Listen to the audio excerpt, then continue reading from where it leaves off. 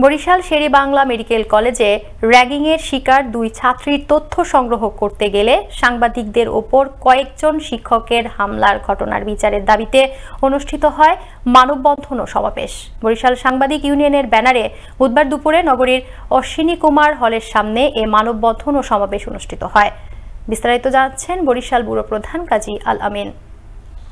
আমাদের যে সাংবাদিক কর্মীদের উপরে যে ন্যাক্কারজনক হামলা হয়েছে, আমরা এই বিচারের দাবিতে আজকে রাজপথে আছি। ডিজিটাল নিরাপত্তা আইন, সাইবার নিরাপত্তা আইনের ন্যায় আমরা সাংবাদিক নিরাপত্তা আইনও চাই। সুষ্ঠু তদন্ত করে যদি সঠিক বিচার না হয় তাহলে বরিশালের সাংবাদিক সমাজ আরো কঠোর আন্দোলনে যেতে বাধ্য হবে।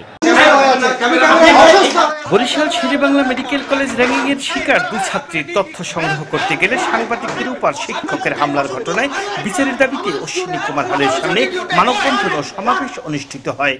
এ সময় পেশাগত দায়িত্ব পালনকালে হামলার ঘটনায় জড়িত ব্যক্তিদের চিহ্নিত করে শাস্তির দাবি জানালেন সাংবাদিকরা। আমরা সরকারের কাছে আহ্বান জানাবো, সাংবাদিক নির্যাতনে আপনারা দৃশ্যমান কার্যকরী পদক্ষেপ নেবেন। গণমাধ্যম কর্মীদের পেশাগত দায়িত্ব পালন করতে গিয়ে চিকিৎসকরা যে নির্যাতন করেছেন, তাদের যে লাঞ্ছিত করেছেন, এর সুষ্ঠু তদন্ত সাপেক্ষে তাদেরকে বরিশাল থেকে প্রত্যাহার করার জোর দাবি জানাচ্ছি। তবে প্রকাশ্যে সাংবাদিকদের উপর হামলার ঘটনায় জড়িতদের অপসারণ সহ কঠোর শাস্তির আওতায় না আনলে লাগাতার কর্মসূচির ঘোষণা সাংবাদিক ইউনিয়নের। একদল চিকিৎসক যেভাবে সাংবাদিকদের দায়িত্বরত সাংবাদিকদের উপরে হামলা করেছে, এটি নজিরবিহীন, ন্যাক্কারজনক, ঘৃণ্য একটি অপরাধ। যে গুটি কয়েক চিকিৎসক ঘটেছে তারা চিকিৎসক সমাজের জন্য কলঙ্কজনক, এটি আমরা মনে করি। সুতরাং তাদেরকে বরিশাল থেকে প্রত্যাহার করতে হবে, তাদের বিরুদ্ধে শাস্তিমূলক ব্যবস্থা গ্রহণ করতে হবে।